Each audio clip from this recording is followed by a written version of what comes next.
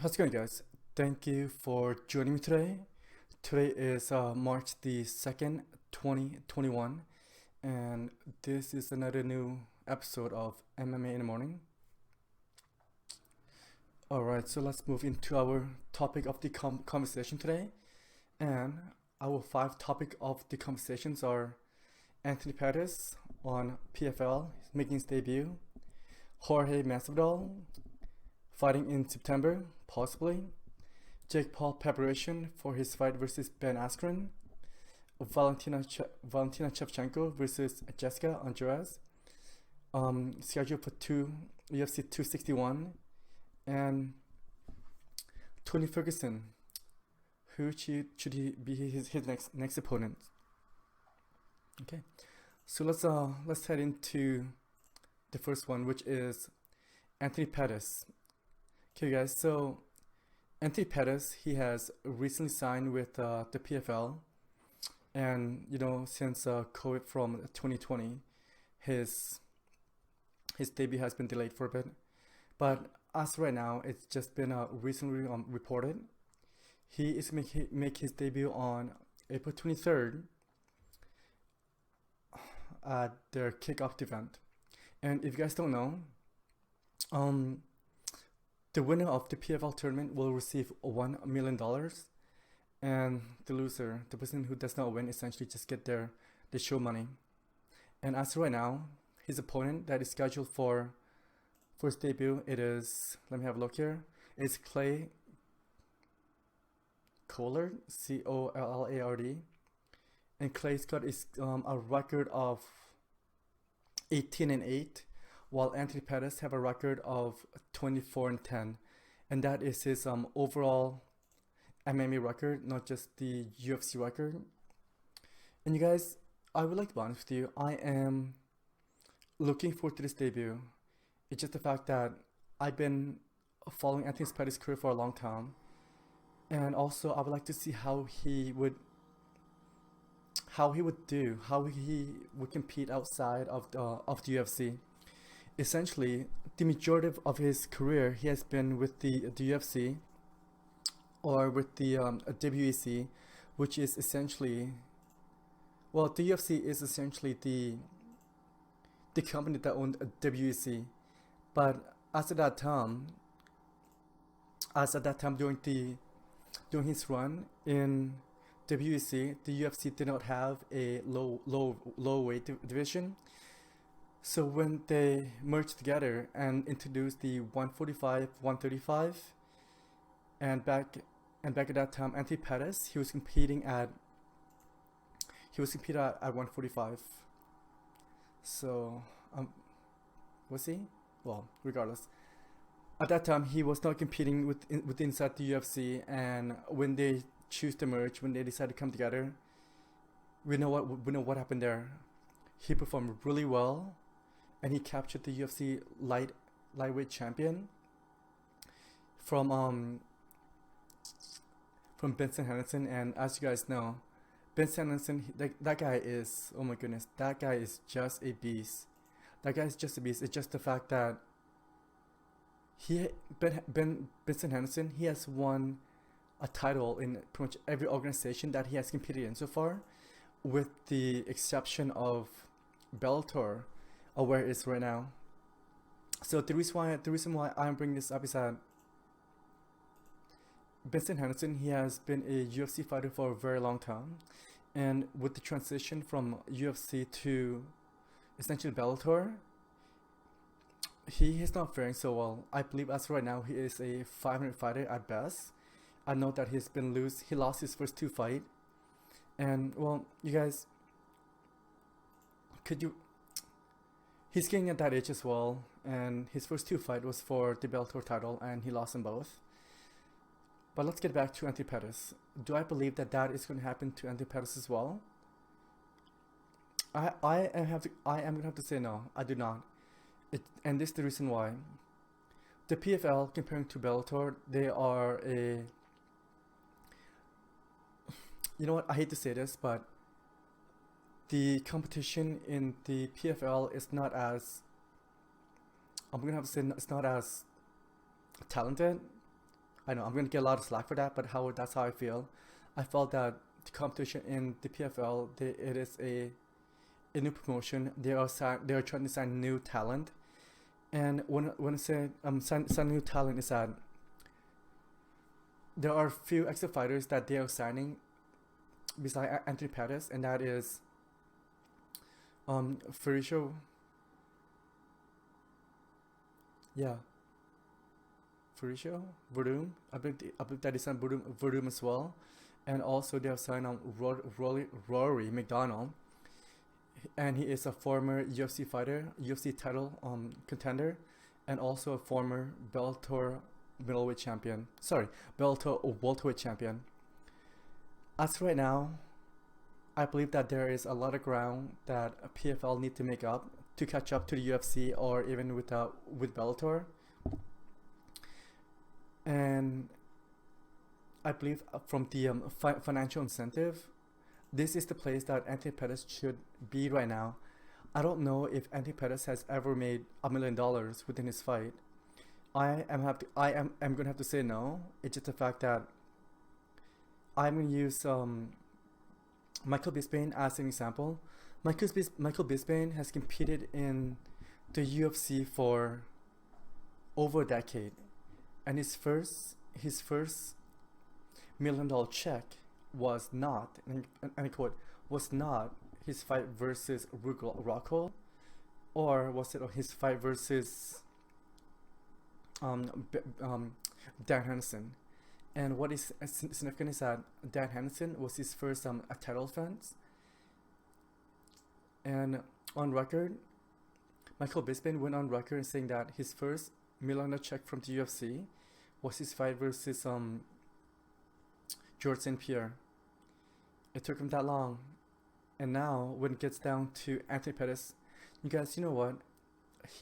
I believe that he's that stage of his career. And I mean, what I mean by that is that, let me have a look here. I believe that he is 33 years old. And he said he's in the twilight of his career. He's been doing this for a very long time. And he's 34. He's born January 1st, 1987. January 27, sorry, 1987. And yeah, he's 34 years old. And I don't know how much longer he have left to compete, because what else is there for him to accomplish? He has essentially won every title in every organization that he has competed in. As I previously mentioned, take a look at this picture right here. That was the Showtime kick when he captured the WEC lightweight title from Vincent Henderson.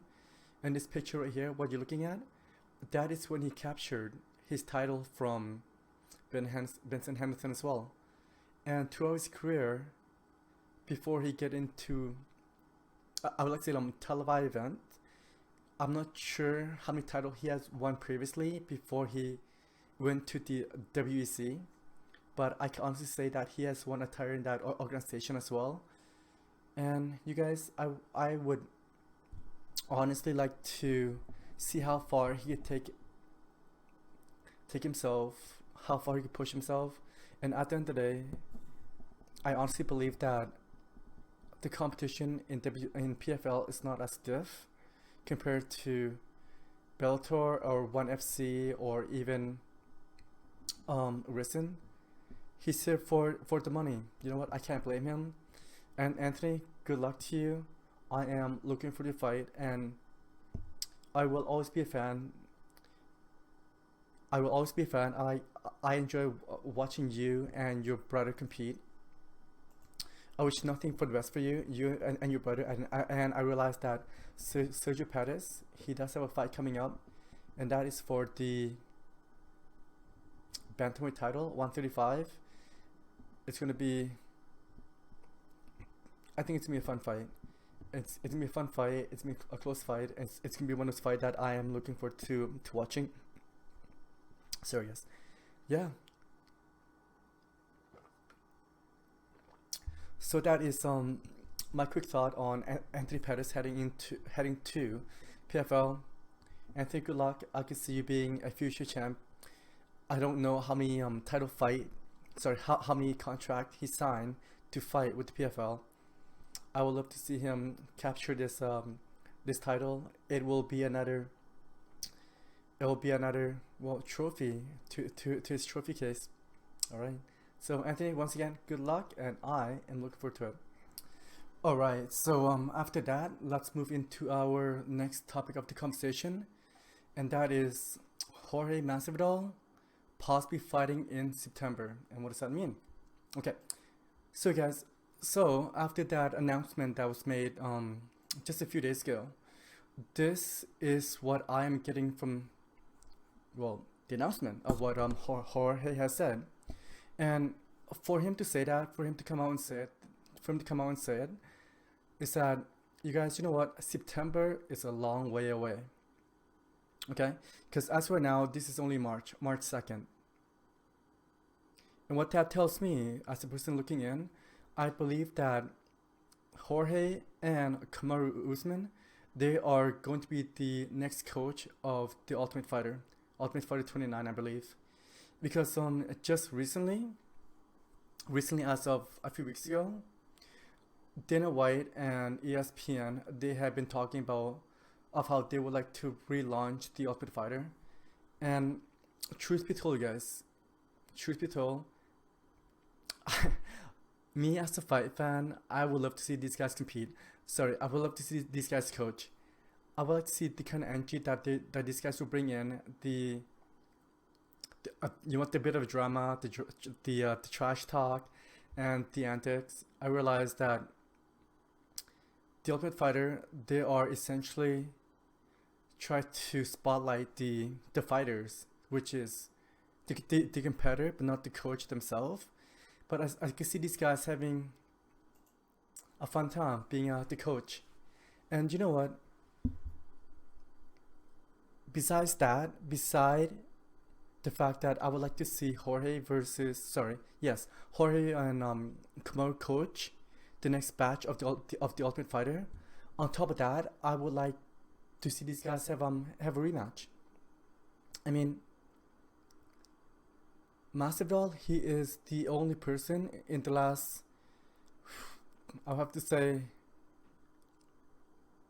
since Kamaru became the champ, that has gone the distance with the champ, which is Kamaru in this case, because as we know, Kamaru Usman, he became the UFC welterweight champion when he defeated Tyron Woodley, and that was ridiculous. I mean, I believe he won every round in that in the 5-round championship main event, and after that he destroyed pretty much everybody that the UFC has put in front of him. And if you have to take a look, just look at Colby Covington. He destroyed him for like 5 rounds, and I believe that was a good stoppage by the ref, because Colby was not coming back. He looks beat up, which essentially that's what happened. And on the flip side, Jorge came in with about, I believe, 10 days notice. Don't quote me on that, but it's very short notice. He managed to take Kamaru to the distance. He did not get finished like the rest of his previous opponent. And kudos to that. I mean, could you just imagine what would happen if Jorge would have a full training camp? Because that's what, me as a fight fan, that's what I would like to get answered.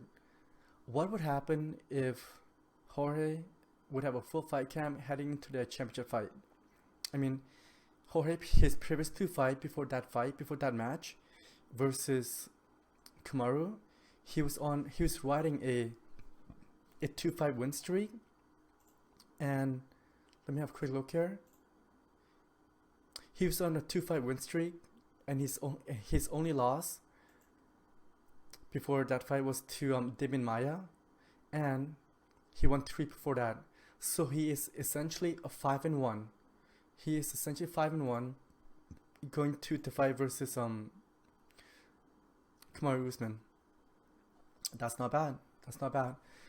And his 2 big win was against Nate Diaz, and the other one was against Ben Askren, which who saw that coming? He destroyed Ben Askren in, I believe, like 5 seconds. But there could be an argument that the referee jumped in just a bit too late. Man, yeah. What do you think? What do you guys think? Cause like, who else? Okay, okay. I know that I have been bringing this up a lot. If not Jorge, who should Kamaru fight? Realistically, I mean, he has been in everyone that he has faced. And let's have a quick look at the ranking here. You guys, this is the UFC welterweight ranking. Num Sorry. Number 1, Colby Covington, a person who has beat. Gilbert Burns. Number 2, he just beat. Number 3, Jorge, which Kamaru won, but like I said, short notice, so I believe that should have passed. And number 4 is Michael Chiesa. He's running a nice win streak, so that could be a possibility. But as a fight fan, not yet, because the hype's not there. I believe that Michael Chiesa should win at least one more fight, because as of right now, as a fight fan, we like storyline. That's the reality of the situation, and also on top of that, is that money. Money is one of the main reason why they are making fight. When I say they, I mean the UFC. And number 6, as I'm looking at right here, is Tyron Woodley. He beat. And number 7 is Stephen Thompson. Truth be told, I don't see the UFC giving Stephen Thompson another shot of the UFC welterweight title, which he tried twice to take it away from Tyron Woodley, and we all know what happened there. It did not go his way. And number 8 in the UFC ranking, we got Damon Maia, which he just lost to Gilbert Burns, who just lost to the champ. So, you know what? Process of the elimination, I mean, you kind of have to. You kind of have to give it to Jorge. I mean, the storyline's there, the money's there, the intrigue, the fight fan want to see it, I want to see it, I know you want to see it. And in September, I honestly believe that in September,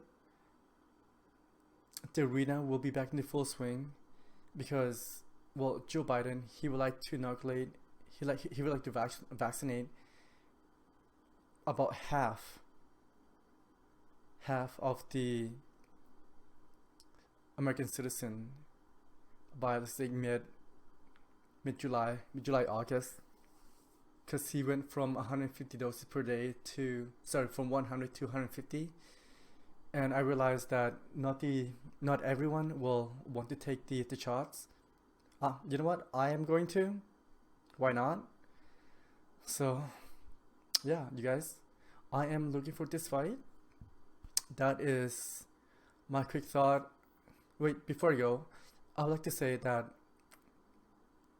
for Jorge announcing this, I believe that kind of tip his hand away, tell the public, us, that what is going to happen. I am predicting right now. I realize that this is not a far-fetched prediction, because I believe that all of the signs out there is that UFC Ultimate Fighter, the next 2 coach is going to be Jorge and Kamaru Usman. And after that, the finale of the Ultimate Fighter will be broadcast on the same card as their fight, which is the coach, sometime in September, maybe October, because these dates they are not 100% accurate. So we'll see what happened there. And of course, there's always the possibility of him fighting Nate again, but I don't see that happening sometime this year. But however, I can see that fight happening in 2022, And you know what? Why not bring back the okay, how about this? How about this, you guys? How about stick with me?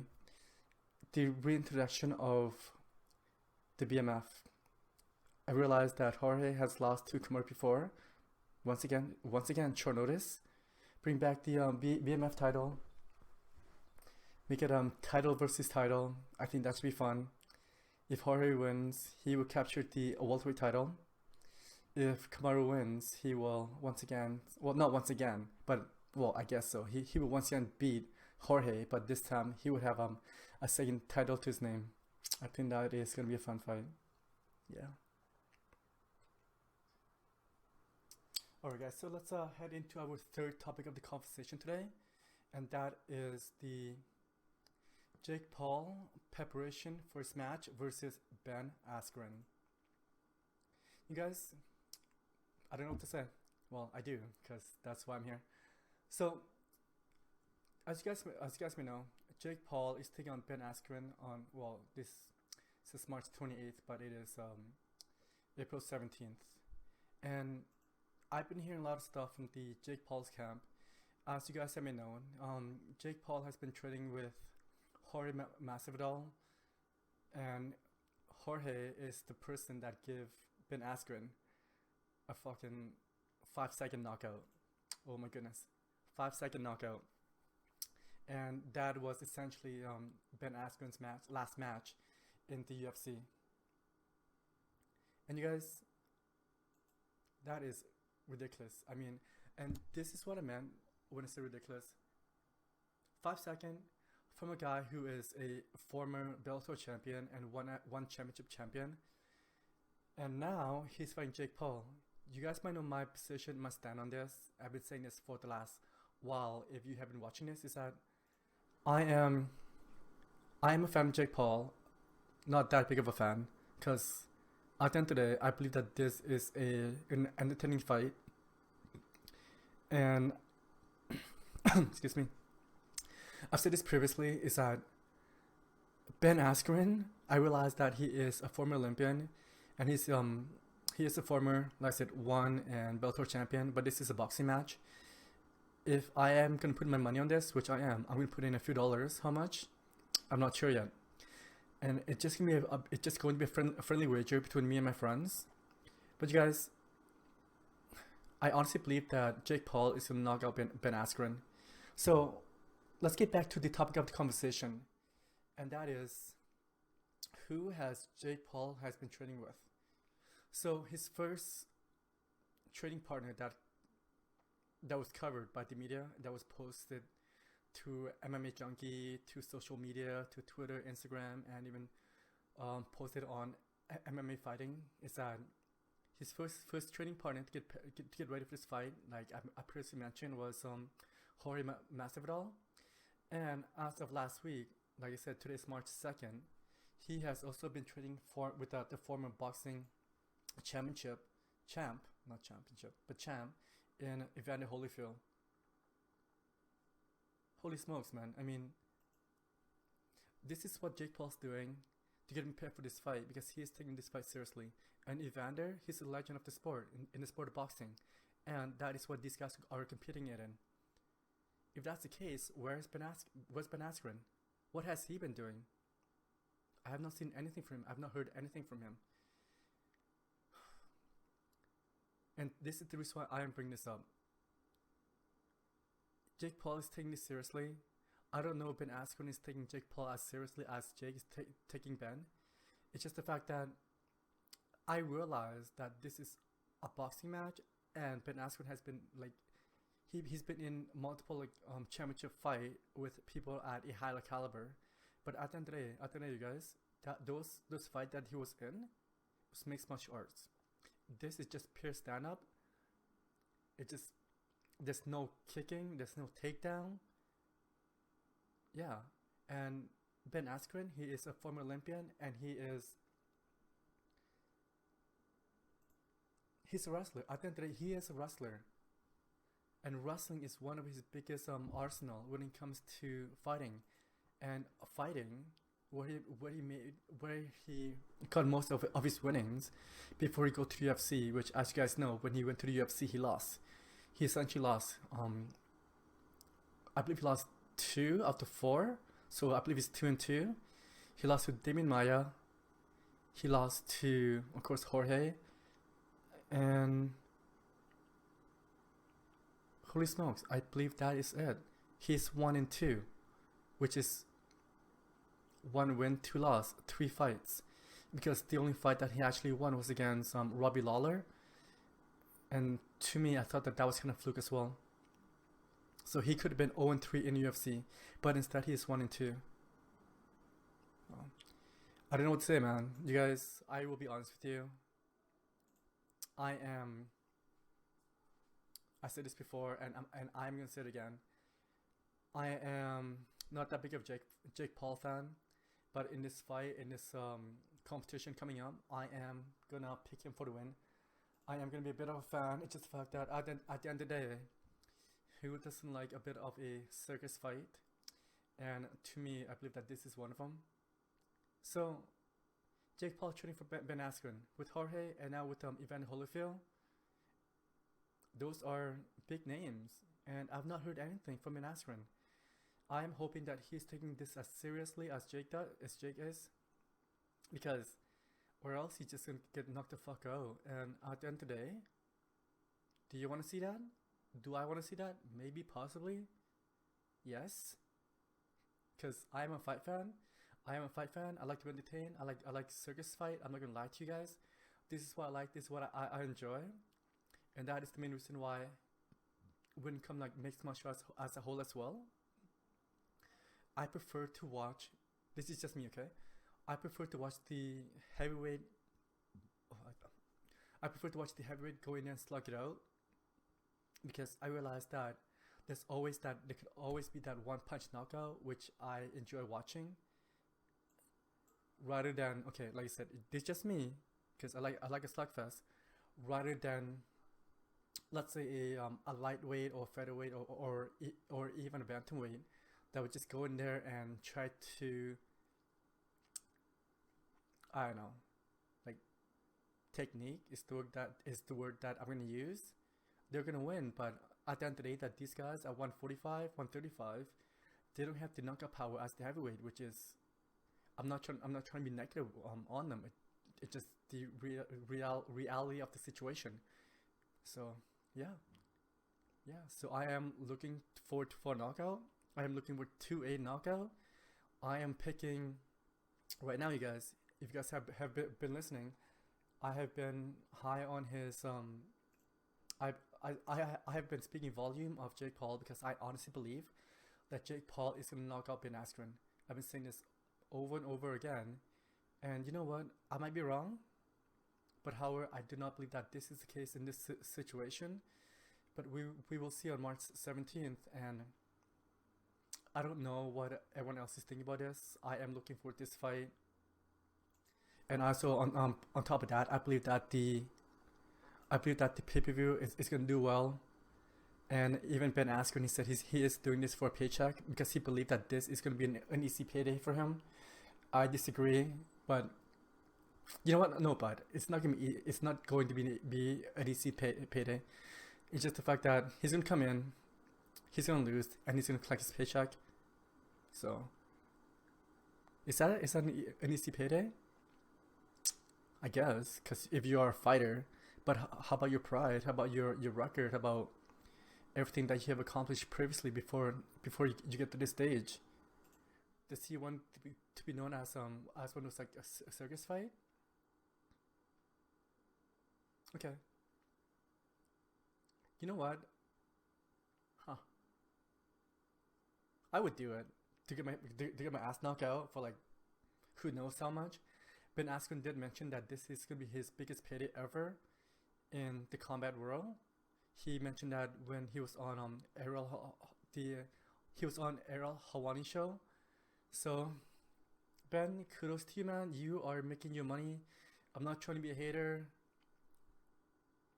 but I would like to see what you are doing. Like, how are you getting prepared for this fight? Because I said this before, as you guys are watching this, Jake Paul's taking this very seriously because he is not here to lose.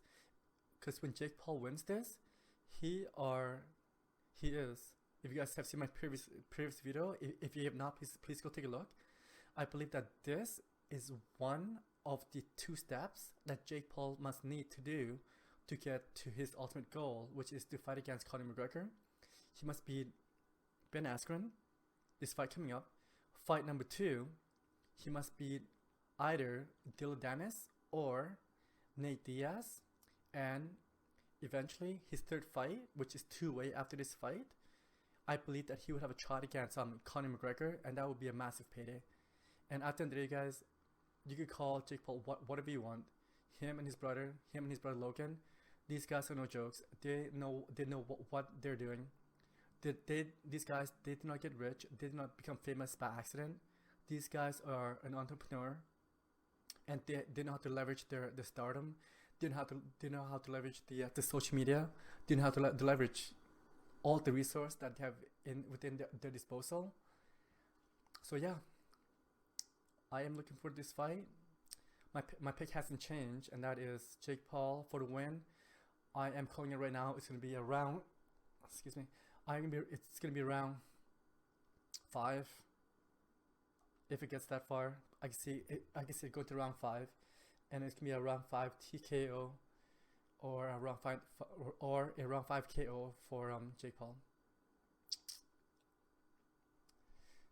Alright, guys. So let's move into our next topic of the conversation, and that is Valentina Shevchenko will be taking on Jessica Andrade at UFC 261. Okay, so you guys, essentially UFC 261 is going to be taking place on April 24th from, you know what, the date has not been determined. But however, this is Jessica's opportunity to become a champ in the women's division. So just a quick recap. Jessica Andrade, she has won a strawweight title from Rose Namajunas when she was competing at 115, and now she is taking a step up to 125, and she's taking on Valentina. And if you guys don't know, Valentina, she is undefeated at 125 as of this moment. I mean, am I looking forward to this fight? Hell yeah. It's just the fact that, yeah, you guys, you know what? I have been a big fan of Valentina for a very long time. And in my book, she is top 3 in the UFC. And the reason why I'm putting off top 3 is that, well, number 1 is Amanda Nunes. Number 2, it's always, this is my opinion, it's always going to be Valentina or, oh my goodness, I'm drawing a blank, or Holly Holmes. I believe that Holly Holmes and Valentina at any given day, they could beat anyone in the UFC, and that is including Amanda Nunes as well. So guys, I am looking forward to this fight. It's just the fact, like I just it's just the fact, like I previously mentioned, it's at 125. It could be history in the making for Jessica Andrade. And on the flip side, like I just previously mentioned, I am a big fan of Valentina Shevchenko.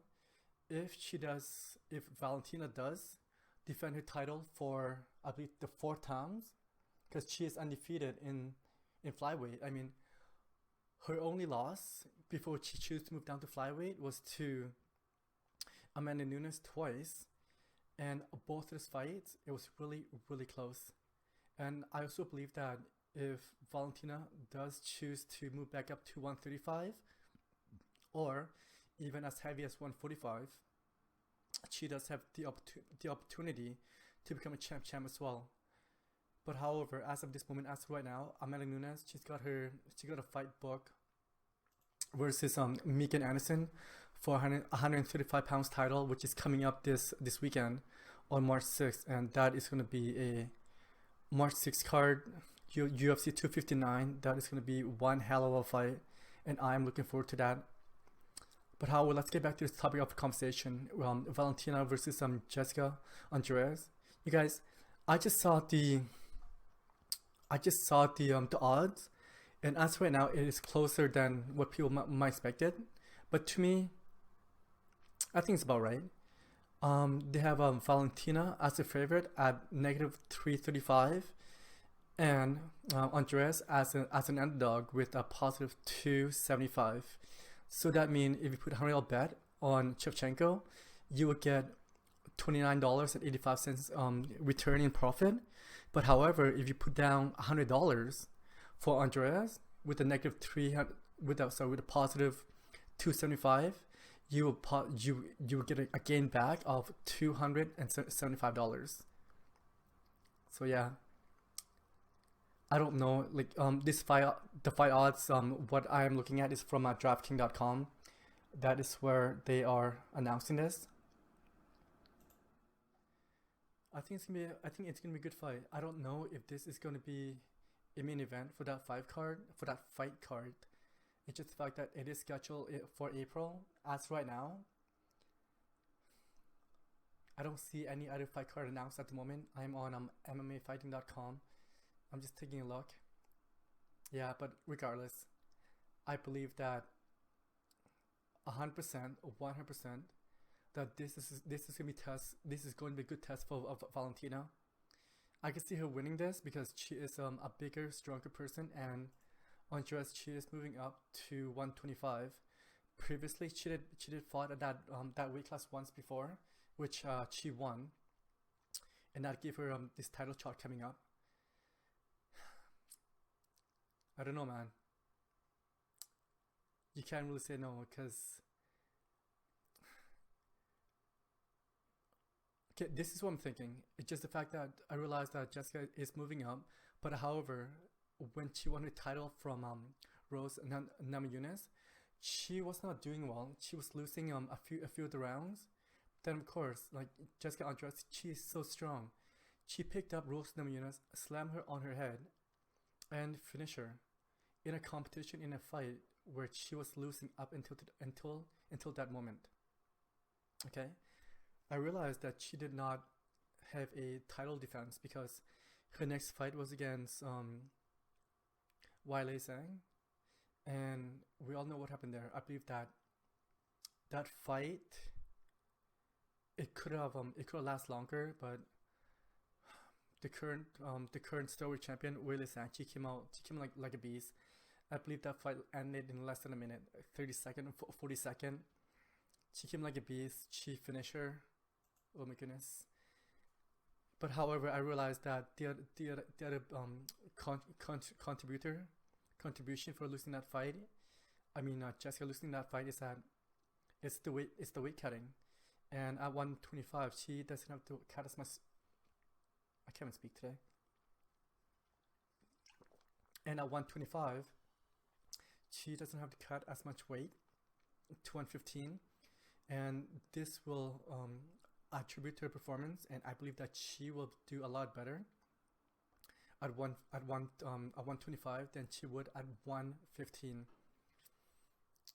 But man, she's got a strong task in front of her. She's fighting Valentina, a girl who looks unstoppable, unbeatable at 125. Shit. I think the last fight she knocked out this girl with a spinning back kick, and that was it made the highlight reel. And goddamn. So yeah, so that is my quick thought on that fight coming up at UFC 261, which is Valentina Shevchenko taking on Jessica Andrade for the woman flyweight title. I am looking forward to this. I'm rooting for Valentina because I think she is top 3 in the UFC in the female side. Like I said, like I mentioned, Amanda's number 1.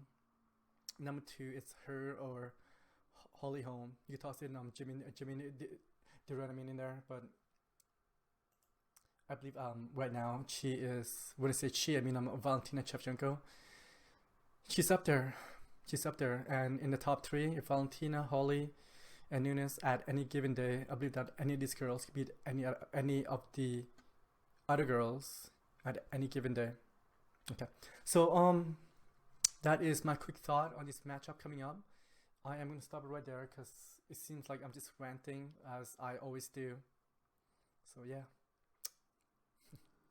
Alright, so let's head into our final topic of the conversation today, and that is Tony Ferguson's next opponent with the question mark.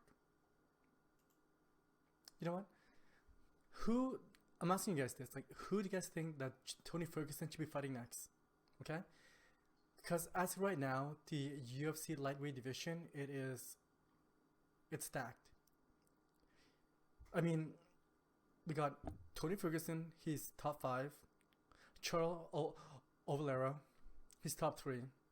Then you got Justin Gaethje, Conor McGregor, and then you also have Dustin Poirier, which in my mind, he is the best right now. He's the best fighter in that division right now. He is, like I said, my opinion, my mind, he is the champ without the belt right now. That is Dustin Poirier. Okay, but however, the question is, who should be Tony Ferguson next opponent? Okay, guys, let's have a quick look at the UFC ranking here. I am just gonna read it out to you guys. Well, number 1 is Khabib, but let's take him out because he is retired. And so he's the champ. He's out. So right below him, you got Dustin Poirier, and next is Justin Gaethje and Charles Oliveira, and then number 4 is Tony Ferguson. Number 5, Michael Chandler. Number 6, Conor McGregor. 7, Rafael dos Santos, and 8 is Dan Hooker, and 9, Kevin Lee. 10, Paul Felder. Okay, so after that being said, and you guys, essentially this is the reality of this situation. Of all the people that I've just mentioned, Tony Ferguson had fought nearly all of them.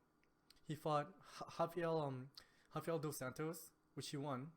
And then he fought against Charles Oliveira. We don't know what happened there. He lost. And then he fought against Justin Gaethje, which he lost that one as well, because that one was also for the UFC interim championship. And well, we know what happened there. Justin Gaethje essentially won that fight and then got his match against Khabib, and which in my mind that should have been a Tony Ferguson's fight for the longest time. But however, since he lost to Justin got that fight versus Khabib, and well, the same thing happened to every one of Khabib's opponent. He went in there, he took him down, he submitted Justin, and that's it. That's all to it. But here's the but. But as right now, Khabib is out of the equation. And if that's the case, of all the people that I just mentioned, who do you think should be Tony Ferguson's next opponent that he has not fought yet? To me, I got three names that I would like to see him fight. Okay, number 1, I would like to see him fight Michael Chandler, because I think that's gonna be a slugfest. That's my number 1 pick, is him versus Michael Chandler. Number 2 is gonna be Dan Hooker. They have not fought yet. And number 3, my last option, I hate saying this, but this might be a bit of a tune-up fight, and that is Paul Felder. Paul Felder right now, he is on a 2-fight losing streak. He lost to Paul Felder. He lost to Rafael dos Santos, and then he also lost to Dan Hooker. So I believe that could be a good fight. It's just the fact that Tony Ferguson, he's on a 2-fight losing streak as well. And as I am looking at this record right here, also Dan Hooker, he is on a 2-fight losing streak as well. And those 2 losses was to Michael Chandler and Dustin Poirier. Man, like, to me, I believe that this division, especially for Tony Ferguson, despite, okay, I am taking this back. I said for Tony Ferguson. I mean, I'm gonna take that back. I mean, the lightweight division as a whole.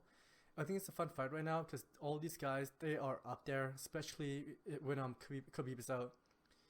Because I'm looking at this record. Dustin Poirier, he's got 2-5 winning streak. He lost to Khabib. Justin Gaethje, he lost to Khabib, but before that, he is. Let me have a look here. It's still loading. He was on a 3-fight winning streak, and one of them was against Tony Ferguson. So I don't see that fight happening anytime soon when Tony versus Justin Gaethje. It's just the fact that they just fight. But however, I would like I just said, Dan Hooker or Paul Felder, these guys are on 2-fight losing streak, and so is Tony. I'd like to see him match up with one of those two fighters. But Michael Chandler, he's always that wild card. I realize that the UFC is pushing Michael Chandler because, you guys, his the amount that the UFC signed for Michael Chandler was not disclosed. But however, Michael Chandler did mention that it was one of the biggest signing, one of the biggest contract that he has signed within his MMA career. And before he fight into UFC, he was competing in Bellator. And a lot of people said that Bellator doesn't pay as much, but with Bellator, you are allowed to have your own sponsorship. And I don't think the sponsorship is paying that much, especially when it comes to a guy like Michael Chandler, because he is a big name. He's a big name, and since his transition to the UFC, he had made it clear that he is not here for a long time. And I'm speaking for Michael Chandler here. He said that he is not here for a long time. He is here to get out, make as much money as possible, which is understandable. Like, why would you not? I would too. I can't blame the guy. He would like to come in, make as much money as possible, get in, get out, and to support his family, like the rest of all these fighters do. Because you guys, at the end of the day, these guys are prize fighter. They're fighting to support their family. They're providing so that they could make a good living at what they're good at, and that is fighting. Fighting is what these guys are good at. Okay, so Tony, man, I realized that he is on a bit of a losing streak too. This is some 2-fight losing streak for a very, very long time. Because before this, he was on a 12-fight winning streak. And before 2020, when he lost twice in a row, his last loss was at UFC on Fox 3. And that was to Michael Johnson. Holy smokes. That is like over a decade ago. UFC on Fox. And now it's UFC on ESPN. Damn. And I mentioned this before. I am a Tony Ferguson fan. He is one of those individuals. He is one of those fighters that you never know what's going to happen, because I don't know if it's part of his mind or it's part of his psychology, the way he chooses to approach the fight. Because if you ever follow him on Instagram, or even if like watch him fight, the way that he presents himself, I think this guy's out there. Tony Ferguson, he's out there. I don't know what is going on within his head, inside his head at any given moment, because he could be saying, or like, it's Tony, man. He could be doing anything, right? But however, he is very, very durable, and there was a few arguments that his last fight versus Justin Gaethje, that he underperformed. It's just the fact that Tony Ferguson have to cut weight twice within a span of 2 weeks, and for cutting weight twice in a row within that short amount of time, it made him underperform, and that was one of the reasons why he lost that fight. But however, how about the fight versus Charles Oliveira? Charles came in. Charles looks like a beast. He looks like a beast, and he destroyed him. He made Tony Ferguson look bad, and I believe that with that fight right there, that was Tony Ferguson. Sorry, I thought that was the stoppage. It was not. It was a decision. but that was a massive decision for Charles. So will there be a rematch between Charles and Tony? No, I don't see it. I don't see it happening anytime soon.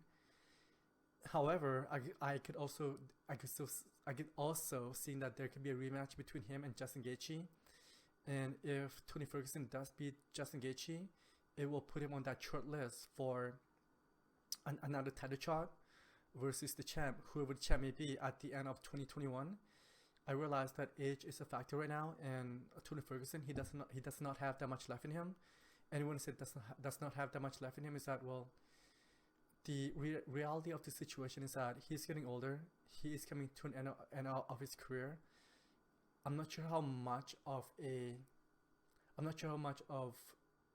age affected his performance within his last two fights against his previous two opponents.